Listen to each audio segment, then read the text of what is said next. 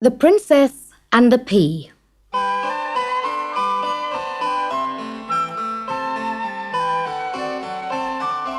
Long ago, a young prince lived in a far-off land, but he was not a very happy prince because he couldn't find a real princess to marry. "Oh, you're much too fussy," said the queen. "I've introduced you to the most beautiful, the most clever, the most charming princesses from here, there, and everywhere, but you're never satisfied." "I'm very grateful to you, mother," the prince replied, "but a real princess is very rare. I'm sure I'll find her one day." In his heart he knew that somewhere, sometime he would meet her. He would never stop searching. "I've met many girls who call themselves a princess," he said. "The whole world calls them princesses. Some are very beautiful, some are very clever, many are very charming. But my princess will be all these things and more." For a year he sailed around the world in search of his perfect bride. He visited palaces in Persia and Peru, castles in China and Spain, but he did not find the face he was looking for. When he returned to his own country, sunny summer was darkening into cold, grey winter. One night, not long after his return, there was a terrible storm. Thunder roared, lightning flashed, and the icy wind crept in through every window and door in the palace. The prince had gone to bed to keep warm, while the king and queen sat downstairs reading. The old king shivered as he pulled his chair closer to the fire. "I'm glad I'm wrapped up here in the warm. I feel very sorry for any of my subjects who are caught in this awful weather." "Nobody with any sense would be out on such a dreadful night," replied the queen. Hardly had she spoken when they both heard a knock on the door, and then again, even louder. The king hurried to the hall. He drew back all the bolts and with a great heave pulled the door open. A gust of wind blew freezing sleet into the hall, and a flash of lightning lit up the porch. "Brrr," shivered the king. And then, peering into the darkness, "Well, bless my soul! Who are you, my poor girl?" There, with the storm raging all around her, stood a pretty young girl. Her dress was soaked through, and her shoes were covered in mud. Her long golden hair hung in damp ringlets round her shoulders.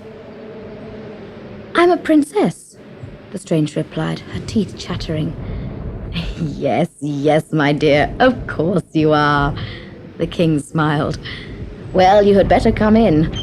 I must say, though, I've never known a princess to arrive in anything but a grand carriage." "No, nor have I," thought the queen. "I'll soon find out if she's a real princess or not." So while the young stranger was warming herself in front of the fire, enjoying a hot meal, the queen and her maid set to work upstairs.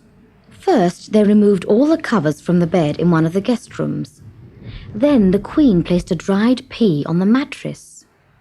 After that, they turned out all the cupboards in the palace until they found 20 more mattresses.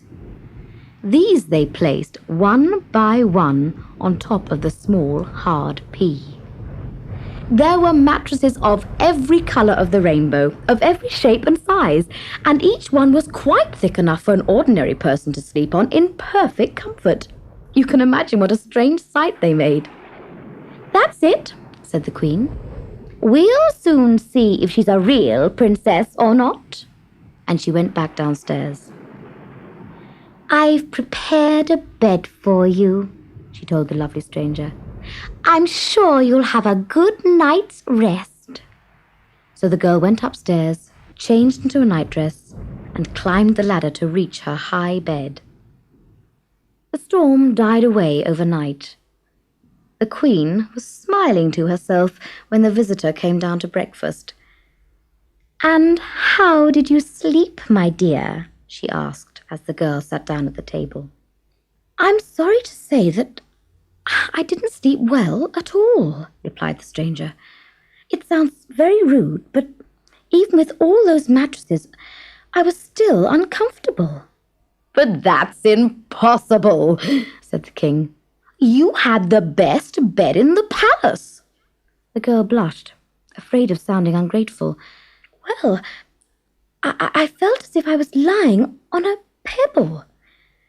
And this morning, I'm black and blue all over." The queen could hardly believe her ears. "Then you are indeed a princess," she cried. "Only a royal person could have such tender and sensitive skin. Only a real princess could feel a dried pea through 21 mattresses." That was exactly what the prince thought too. When he came into the breakfast room, he took one look at the beautiful girl and knew at once she was the one he had been dreaming of. He didn't need to be introduced. He needed no dried pea, no 21 mattresses for proof.